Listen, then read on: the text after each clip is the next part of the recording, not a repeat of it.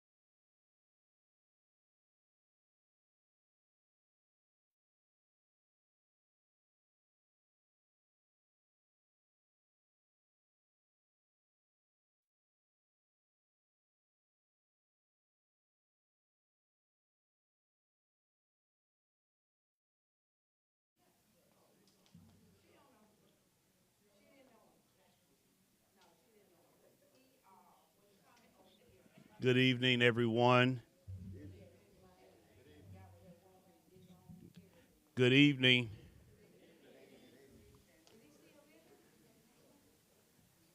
We're going to go ahead on and get started. Um, this evening, we have a time certain with the school board, and so we want to make sure we remain friends with them after tonight. So if we could, Pastor Polk, if you don't mind giving us a little prayer, opening us up with a word. And come on. Let us stand. Father, we thank you for who you are, and we thank you for what you have done. God, we ask you to bless us tonight as we go into this town hall meeting. God, we ask that you would give us now the minds to be creative, even as it pertains to the upkeep and even the reconstruction of our infrastructure here in the city of South Bay. God, we ask you to bless us tonight, that as we receive the information, that it be good for us. It will edify us and encourage us that as this community continue to progress, your favor rest on us. Give us favor, open doors. And God, we ask these blessings tonight in your son Jesus' name. Amen. All right, I'm going to give a little few housekeeping. And when I say housekeeping, I'm just how the structure is. There's the agenda. Questions and answers will take place after each topic. So what we're talking about tonight is heirs properties, the Family Wealth Protection Fund project. That's going to be done by Alan Chinley. Then I will come back and talk about roadway design and the construction process. Then we'll talk about some of our projects and how those projects are selected. And then there's just anything that the residents want to ask in reference to road projects, and or the infrastructure, divisioning, or what's taking place in the city of South Bay. That's on your heart and your mind. We're going to have that conversation as well. So at this moment, we're going to bring up Mr. Alan Chinley with Palm Beach County Office of Economic Sustainability. Thank you, Leandre, and good evening, everyone. Just a few quick words about a great new program that Palm Beach County has. This is the first of its kind offering from the county, and it's called the Heirs Property Family Wealth Protection Fund. And how this program came to be is Palm Beach County partnered with the Housing Finance Authority of Palm Beach County, and we submitted a grant application to the Federal Home Loan Bank of Atlanta. And what that did was we were selected for award in the amount of $500,000, matched by $500,000 from Palm Beach County itself. What this grant does is now the county, having this award, partnered with the Legal Aid Society of Palm Beach County. Just a little history behind this program. The Federal Home Loan Bank of Atlanta, through numerous studies and surveys that they did, realized that a number of homeowners do not necessarily have a legal document like a will or an estate plan through which they may pass their hard-earned property on to whomever, whether it's family or loved ones. And this is regardless of income. So what the program does is recognizing that a great number of households are not aware that they should have a legal document in place. What they've done is they've provided a program with funding. And again, Palm Beach County, having access to this funding, has partnered with the Legal Aid Society of Palm Beach County. What this program does is every homeowner within South Bay, and I'll touch on this again, at no charge, regardless of household income.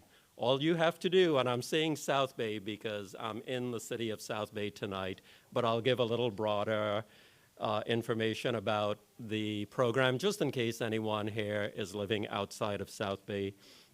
But regardless of income, if you own a home within the city and you need an estate plan, you need a will done, or if you have a deed and you'd like to change the deed to a different type, say like a ladybird deed. I was just talking to Mayor Kiles tonight, and a deed typically will get wrapped into a will, and it ends up in probate upon your passing, an expensive and lengthy process. But if you wish to redo your deed to a ladybird deed, upon your passing, it automatically, outside of the probate court system, moves to your beneficiaries. So there are advantages to having a deed redone, again, if you own a home here in the city of South Bay. So who is eligible? I just touched on that. Basically, how the program works, it's countywide. So in Palm Beach County, if you live in an eligible census tract, and the census tract that the city of South Bay is located in, so I'm going to be a little redundant, so excuse me for this. It's if you all you have to do is own a home in an eligible census tract, and you are eligible. What does it cost? As I mentioned earlier, absolutely no cost if you qualify for the program. So this is a free service.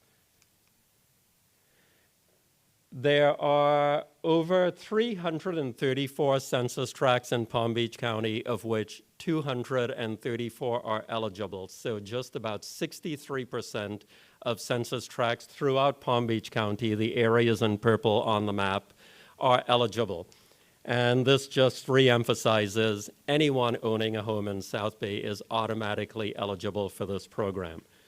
So if you are interested or require any of the services that I mentioned, and again, estate plans, a will, if you're looking to have your deed redone, or if you've recently inherited a piece of property and there are numerous beneficiaries on it where there is not clear title to who necessarily owns the property upon the passing of the loved one, this program can also provide legal advice and help you through the probate system to clear the title for you. The application, you can apply two ways. There is a link here, and it's also on a flyer that is at the back if you haven't picked up one yet. You can apply online at legalaidpbc.org/heirs intake, or you can call the number that's on the flyer that's on the back, and they will advise you on how to apply otherwise if you do not have access to a computer. Additional information, if you are looking for additional programmatic information, you can also call me, again, Alan Chinley, or my counterpart, William Cross, with the Department of Housing and Economic Development. We are all available to give information, but if you're actually looking to apply and you have one of these legal documents that you're looking to have done or looked at to ensure that it best represents your desire upon your passing, definitely I would encourage any and all of you, and again, this is for homeowners. I'm just going to mention this because I've had this question a few times. If you're a renter and you need a will, the program does not apply. This program is centered around what's referred to as working with the community, homeowners, to make sure your accumulated wealth because of your hard work, referred to as generational wealth, that you've amassed is passed on to your beneficiaries, which is why it's home-centric. You must own a home to get the services of this program.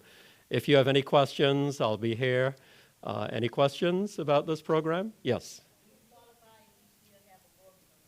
Yes. As long as you're the homeowner, you qualify. So in other words, that's a very good question. She asked, for those of you who didn't hear, if you still have a mortgage on your home, do you qualify? The answer is yes, because you have equity in your home.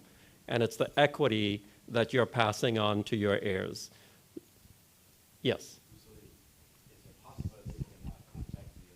Office within the city of Belgrade to work with them on this?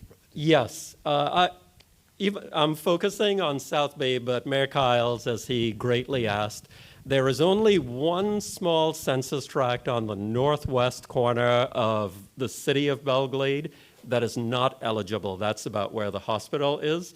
Otherwise, all of South Bay, all of Pahokee, and the extreme majority of Belgrade is eligible for this program. Again, it is not household income based. If you do go online to apply, the application does ask for household income. You can hazard a guess. It'll ask for your annual expenses. Hazard a guess. Do not stress over those questions. Give your best guess and leave it at that. So don't go looking for your IRS forms that you submitted. You know, you think this is what you're making, and just put that on there, what your expenses you're guessing there are, put it on there. They're not going to use that to deem eligibility. It is the address of the home that you own that makes the applicant eligible. There was another question? Yes, I'm looking at your flyer, and it has on there inherited a house or land. Yes. And that, okay, so if that is left to the siblings or to the children, will they be able to apply for this? I would say if that is in progress, if you currently are or anticipate, what the program does, I'll build on your question a little bit. So ahead of inheriting, basically what she's asking is if someone owns a home and they have 10 loved ones and they wish to leave the home to the 10 loved ones, definitely, even if you already have a will, I would call legal aid, make an appointment, and have them review your will to make sure you are best representing through this legal document that it seamlessly passes to your beneficiaries. If you do not have a will, they will create a will for you and account for all the beneficiaries that you are looking to have. If you have recently, you or anyone you know, any of your loved ones, inherited a home that is within an eligible census tract in Palm Beach County, so again, it's location-based, and say there are, I'll use the number 10 for ease sake, 10 beneficiaries, and you just want to make sure the probate process is going through smoothly, again, call legal aid. They may ask for a copy of the will. They may say everything is in order, or you may qualify for assistance to help you through the probate process. As some of you may not realize, if you inherit a home that's left through a will, the probate process can be expensive and lengthy. And this program will pay to get you through the probate process. So it's a very invaluable process for current homeowners or beneficiaries that have inherited a home or land. Any other questions? Alan, during a prior GTAC meeting, another division, mortgage division, did a presentation for home remodels, buying a home, and giving that assistance. What we know here in South Bay is we have a lot of generational housing. Will this assist? Because I know some of those things are needed, a will or some type of paperwork is needed in order to help the residents get the other funding for remodeling or reconstruction of their homes. And this was one of the things that Mr. Tate at that time and the other staff members, I'm trying to think of her name, was sharing with the residents. So will this assist in that process if they're trying to do reconstruction or get other grants from Palm Beach County for home repairs? Where this program may come in useful if the homeowner is looking to secure additional funding for maintenance, meaning any rehab that has to be done on the home, what the program can do is it can look at the deed to make sure the deed is properly recorded in the homeowner's name with the county clerk's office. So that's as far as this program can go to assist the homeowner. That way, when they have to prove that they are the homeowner applying for the program for the rehab assistance, they'll know the division that's processing the application, when you show the deed, you'll know that the deed is in order, that you, the homeowner applying for this program, all of your, I'll just say in this case, the deed is in order. It's properly recorded in your name that you are the eligible applicant for this home rehab assistance program. Outside of that, this is where this program will stop. But at least at that point, you'll know it is properly recorded in the name or names that it should be in and is registered with the county clerk's office.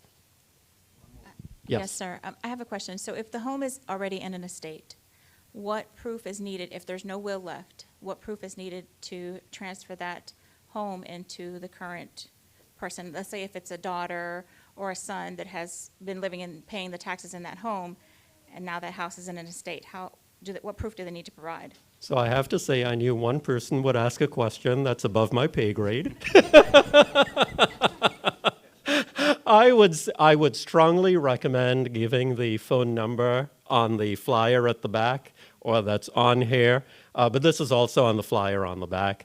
Give legal aid a call and pose that question to them and see if this program can assist with that.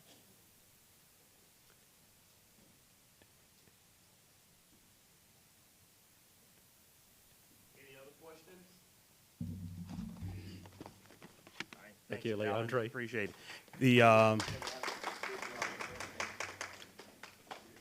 When Alan called me, I said, Alan, you got to come on, and let's have this conversation right now. So we heard him to participate in our town hall tonight so the residents could get that information.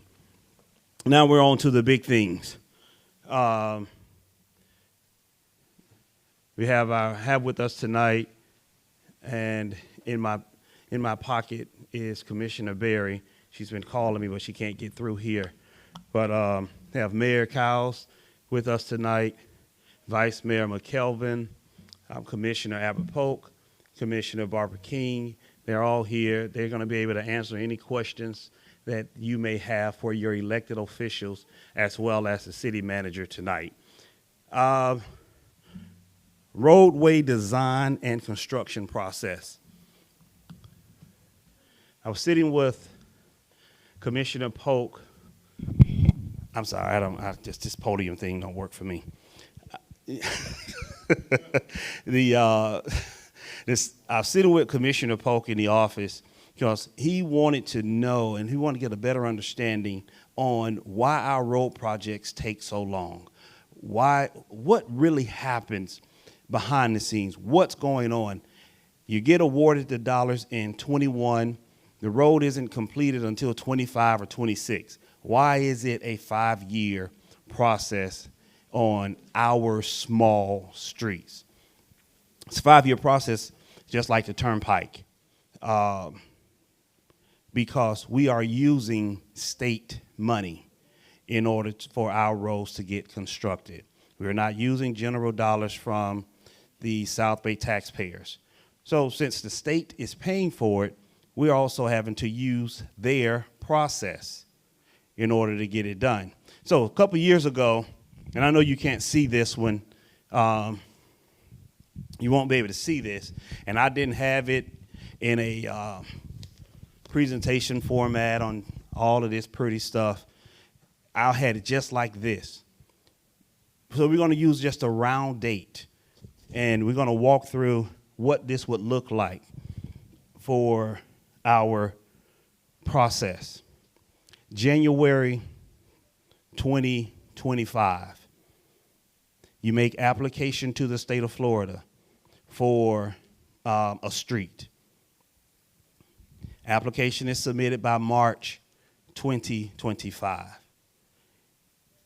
3 months or 4 months later, the state gives you a decision if you are granted the award. So we're in January, March, April, May, June, July. If they will make notification, City of South Bay, you're getting an award for XYZ dollars. Great, good. Now, it's coming from Tallahassee, it takes the local department at least 3 months to draft an agreement to get it back to the city. See, we went from, what was that, July, August, September. September, once we get the agreement, we hurried it up and we get it on the agenda. September, that could be, depending upon the time frame, we're just going to use a round, keep it simple. October, we're going to place it on the agenda, October 2025. Once we put it on the agenda for October 2025, now we put it out to, we have to find a engineer. The engineer has to design the work and the roadway. We're about 4 to 5 months designing the roadway. Now we're back in January, February of 2026. Still no construction has been done. So I leave the design. It goes to the state for their approval of the design work.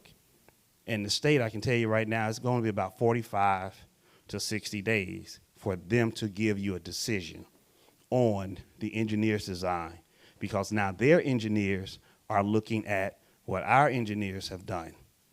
Now we're back in March 2026. Still no road yet. Money came 12 months, 13 months later. Now the state has responded. We're in, what was that, July? No, March, April, May. May, you put it out to bid. We got approval from DOT to say, okay, project is good to go. Now you're putting this out to bid for a contractor to say, okay, we can do it, and this is how much we're going to do it for. The state asks every RFP or whatever we're bidding, at minimum, do it for 60 days. Sometimes you can get away with 45, but they question your advertising. But they are more comfortable with a 60-day bid. So you leave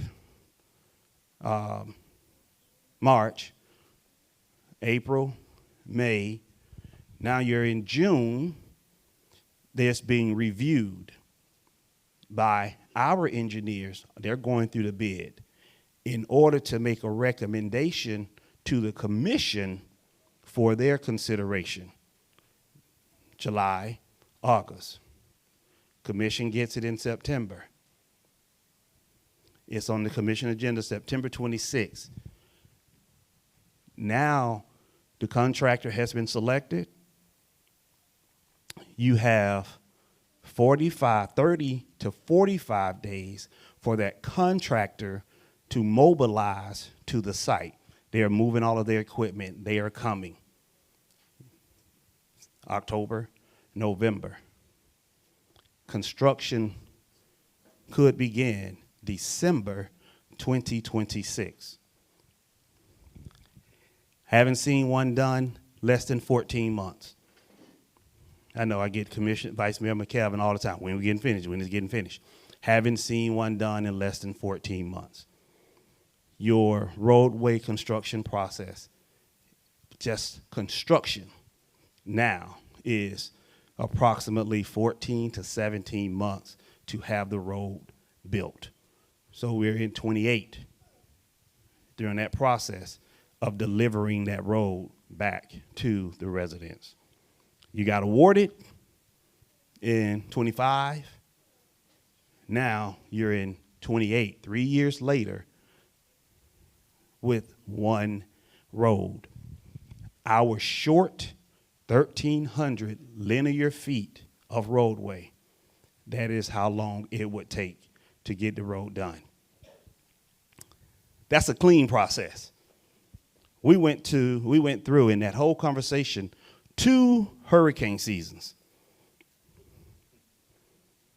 Now, when they happen, nothing else is happening. Nothing. Contractors are shut down. So now we're adding days.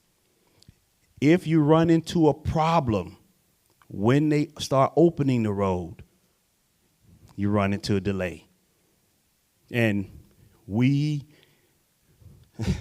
run into problems because we are learning what's under the ground here in South Bay. All of it's just not the muck. Some of it's just other garbage under the ground. All of that is taking place. But I just wanted to give a synopsis of the construction process for roads. Here's the other magical piece. You made application in January 2025. March, you learned you didn't get the money. Guess what we do? We have to start all over again on that one road. South Bay has $70 million worth of road work that need to be done. But we have to start all over in order to get it done. What I can stand here and say and share with the residents,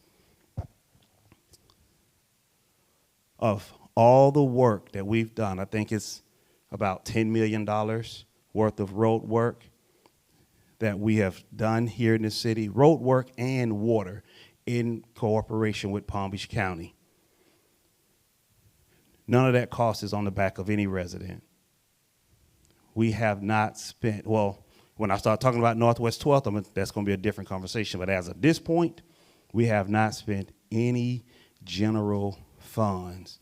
We have not on road projects of reconstruction projects. Potholes, some resurfacing, yes. But those 1.2, those 1.3, and those $2 million projects, we have not expended any of the city dollars, residents' dollars for those projects, nor have we added a tax to the residents for those projects. So I just wanted to, that's the design and the roadway design and construction process. So we are just one 1,300 linear foot roadway, it could take approximately 3 years, barring a clean schedule, no storms, no hurricanes, nothing happening, contractors not breaking down, just a perfect schedule, 3 years. Haven't seen that perfect schedule yet. So we just say, in a safe space, it could take 4 to 5 years to have that road built. I'm open for questions.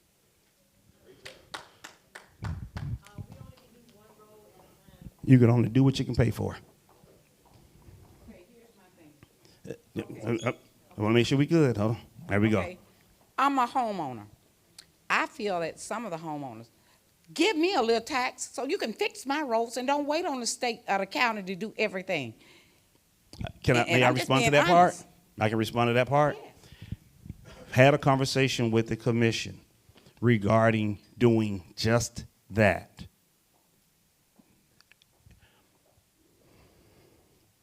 I'm all for it. I was ready to, I had a conversation to talk about a bond. You know what, you want to know what happened to that conversation? It went away. You know why it went away? Because you may be able to do it. But if I'm going to tax every resident an additional $130 a month for the next 10 years, where's that money coming from? Same place it comes from everywhere. Stop smoking cigarettes. Stop doing something. But $130 is not what? Here's the thing about it. Here's the thing about it. Here's the thing about it. And you get no argument with me from a business perspective. I understand. But that's something you have to take to the voters in order to vote on that bond. So have that conversation with the commission and see if they want to float a bond. I'll be more than happy to put it out there and move forward. $10 million worth of roads. Now, here's the thing about bonds. You have a time frame. Not only do you have a time frame to pay them back, you have a time frame to use it. If I get $10 million, I'm going to tap a lot of roads at one time. How many people have we inconvenienced? Okay. I tell you. I'm inconvenient now. I gotta go 2 miles an hour to go from Dollar General to my house. So I'm inconvenienced now. Yes. I'm sorry, sir. I like how you explain about yourself, the bonds for Ms. Crawford. Can you explain some of the other options that we've explored, like borrowing money and all that as well? Sir, we have a question over here before you move on. Oh, if you okay. All right. Yes, it's the same thing. The bond and borrowing money. I can go to Bank of Belgrade right now and get a loan. Well, I can't. The commission has to approve the process in order for it to do it. You know, that part. You can get a loan. It still got to be paid back. And that has to come from the taxpayers. And it has to come back every month. So, again, that conversation is for the commission. And they're in here now, and I know they hear you. Mm-hmm. But before we get that question. Before you move on to the next question, I do apologize for that. Sister Crawford, I understand where you're coming from. So it's possible a lot of people might be able to pay the bond. But the vast majority of the people in the city of South Bay who own homes will not be able to help us pay that bond back. He have came to me numerous of times, Mayor, what you think about a bond within the city of South Bay. As we did the survey in the city of South Bay, every street in the city of South Bay, from $50 to $70 million for our streets in the city of South Bay to do each and every one of them. If we come back with a bond for the residents to make that decision, it would die. It would definitely die. You probably vote for it, but the vast majority of the residents within the city of South Bay, homeowners, they would not vote for that bond. So I want to make sure that's very clear because he have approached me about it on numerous occasions. I appreciate what you're saying in reference to what you're able to do it. Because I feel like, I'm just saying, Oh, no, no, no, no, no, no, no, no.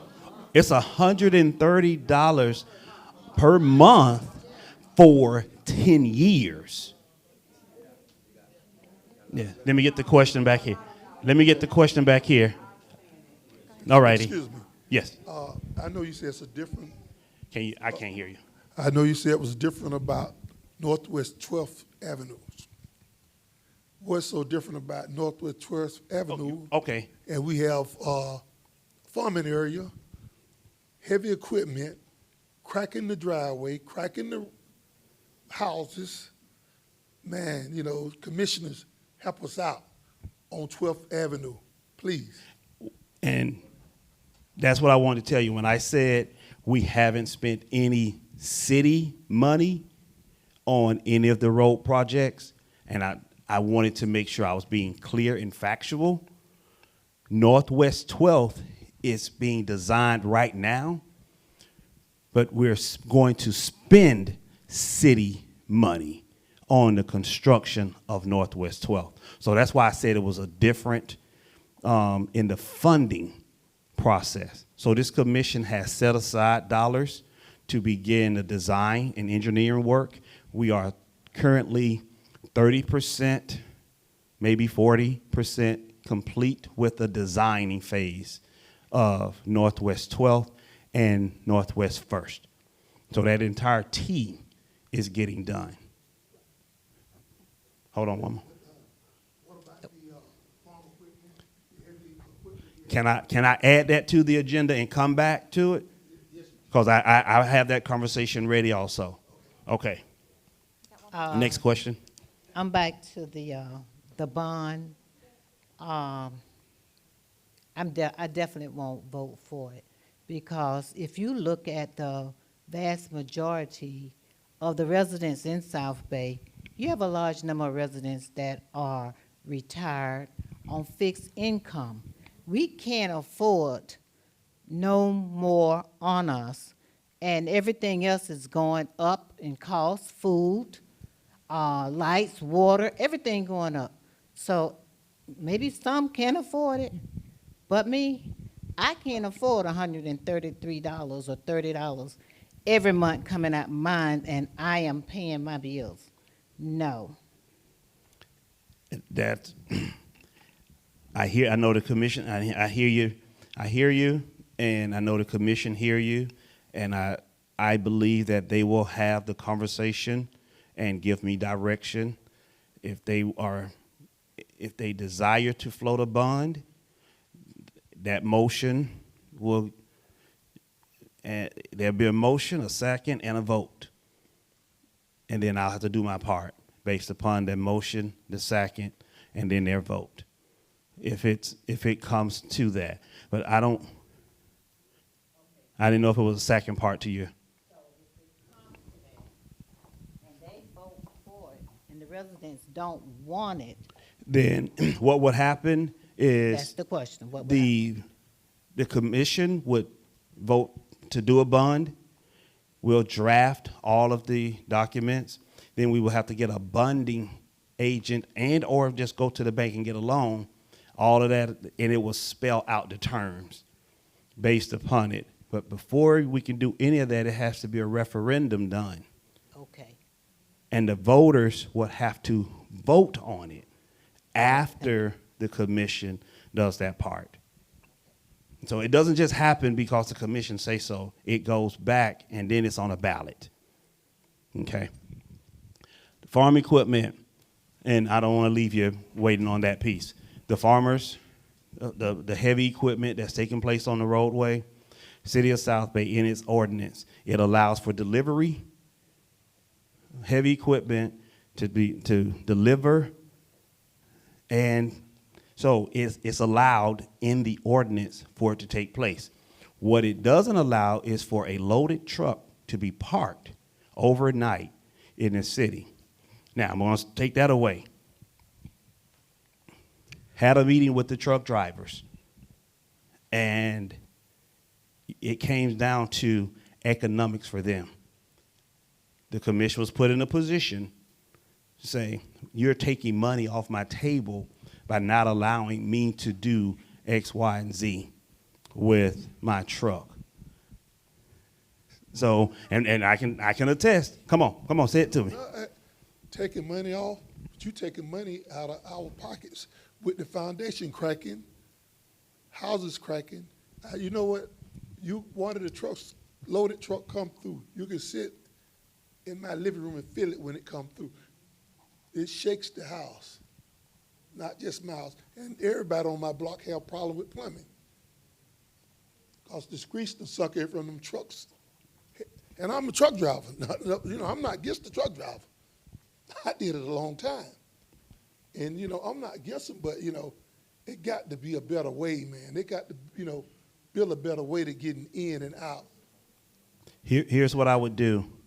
We'll revisit that ordinance. I'll prepare it, take it to the commission, and see if there's a way, if whatever, you know, we'll workshop it and talk about it and address that ordinance and where things are allowed today.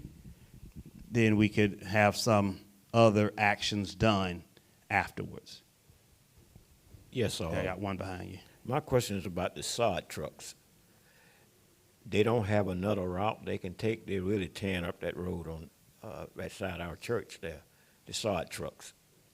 That there's no other route they can take without coming by the church. No, sir, there is no other route. We can't stop it. We will. Okay. Yeah. Hold on, I have one question right here before we go to Vice Mayor, right up front here. Okay, my question also has to do with that where y'all say the sod trucks come in. I grew up on 12th Street, right next to there. So how did they get permission to cover the canal and make a path through there? Because when I was growing up, the street didn't go all the way. First Street ended right there at where the sidewalk is. That's where the street ended at. And when I was down there, I see they done covered the canal, because we jumped the canal to go to the cane pasture back to get cane, to chew cane and everything. So I wonder, did they get permission, or did they just do it and cover it themselves, or how did the road get there? Because it used to didn't be a road there. Permission was granted. Okay. All right.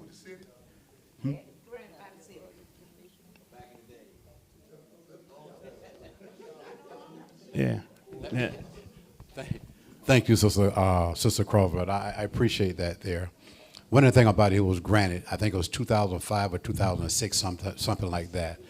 They gave them permission to put a cover it there in order for that sod truck to go in that particular field there.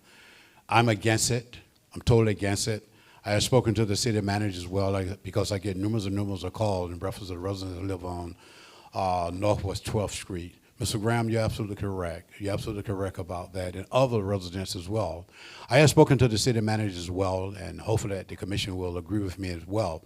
Once Northwest 1st Street is repair, reconstruction, that owner of that particular sod farm have to try to find another avenue to come out that particular area there. Because it's not fair to you all. It's not fair. And one of the main things I'd be concerned about where these new truck drivers come in here and they turn right on Northwest 12th Street and go out on Martin Luther King Boulevard where our babies go to school at. It's a safety matter there. And I don't want to see no baby hurt, none whatsoever. So therefore, I'm letting you know tonight, when Northwest 1st Street is reconstructed, along with Northwest 12th Street, they have to find another route to go. Because I understand your frustration, and I know how you feel about that situation now. Thank you. I know that was a question. That was it? Okay. Thank you. I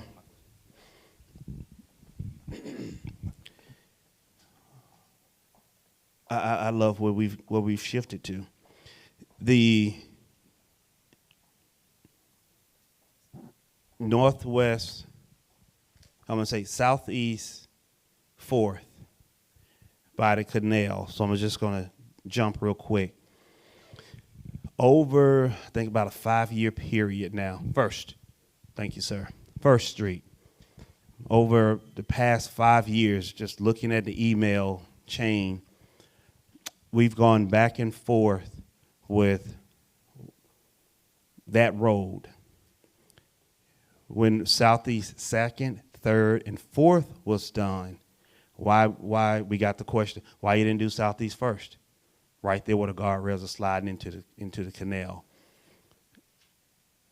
Well, one, that road is on the Corps of Engineers levee. We have to get permission from the Corps of Engineers and Water Management District in order to do anything with that roadway. But you also, if we redid the road, once we got the approval, you still had Ramaca.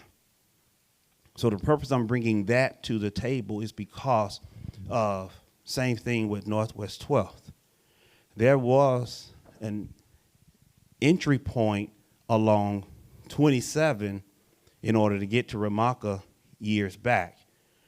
Army Corps of Engineers, Water Management District took the bridge out.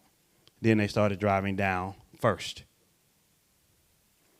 5 years, looking back at the email chain, Water Management District is about to do something to force, I don't want to say it that way, do something to eliminate the trucks from driving down Southeast First. You ready? City of South Bay, when we design Northwest 12th and First, we are going to do something very similar to eliminate that from happening. Just like U.S. Sugar did some years back, because there was another access point, but U.S. Sugar closed it off when they took ownership of the properties that they were using in order to get to the field. So they're going to have to work out their access point, like Ramaca and that one. Didn't U.S. Sugar donate some land from back there? Oh, I don't know. I can't 15 to answer. 20 acres or something To like whom? that? To the city or the county or somebody? No, They did not? no.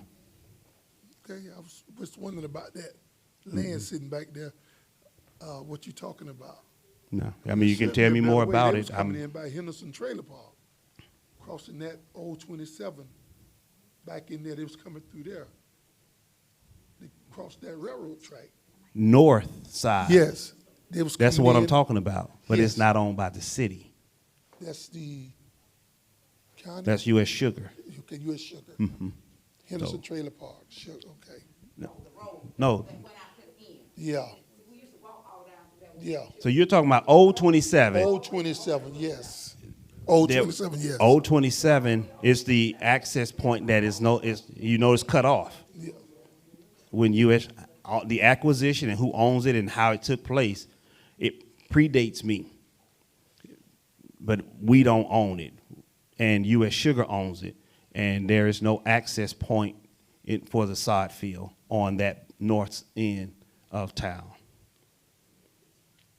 So they have their things to work through in order to get to the sod field.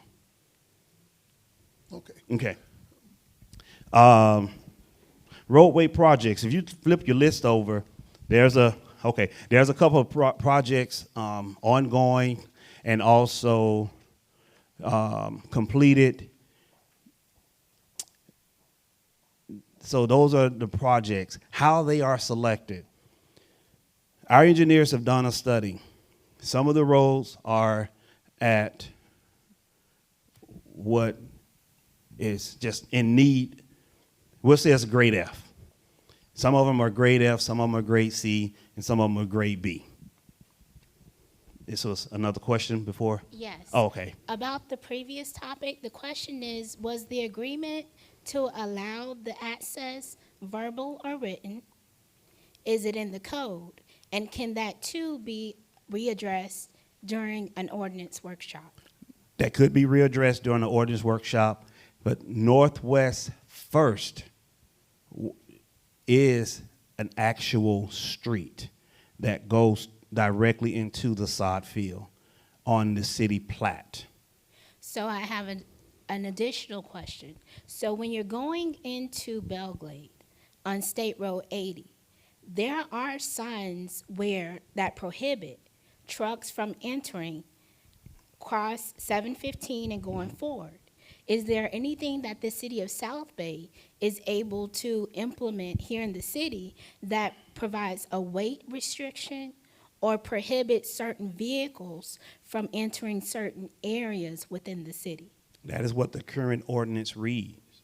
Okay. They are prohibited from, they are allowed to deliver the same way if you're loaded and you need to make a delivery or pick up for your delivery.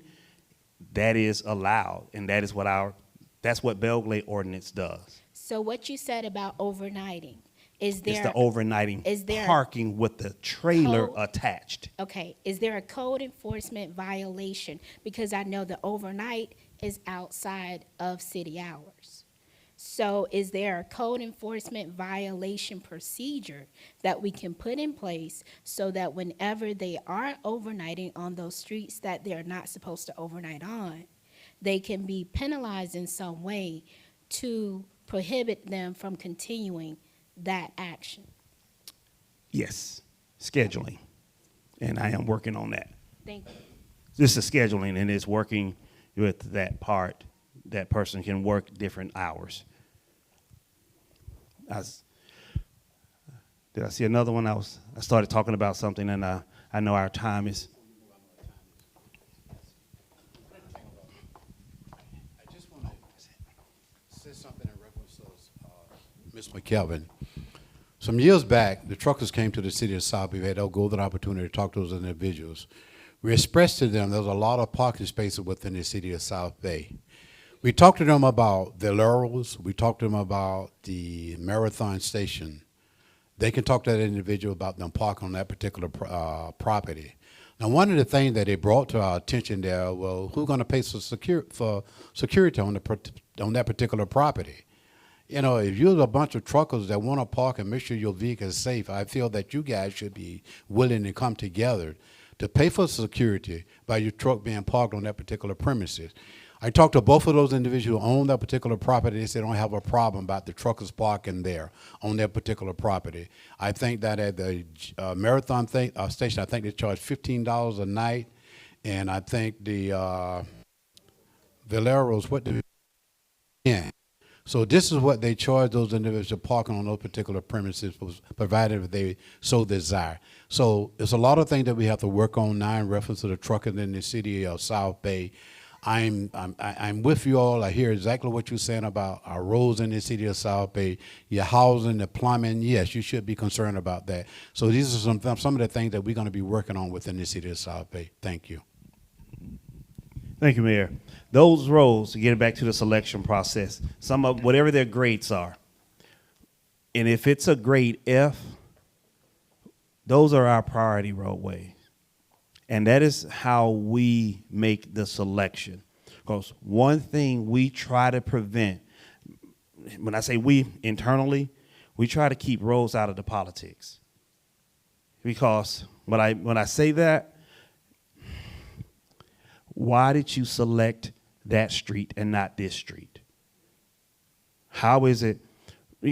So we put a criteria in place internally and how the roads are selected for reconstruction.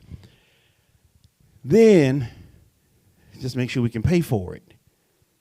Even if once it's selected, we still have to pay for it.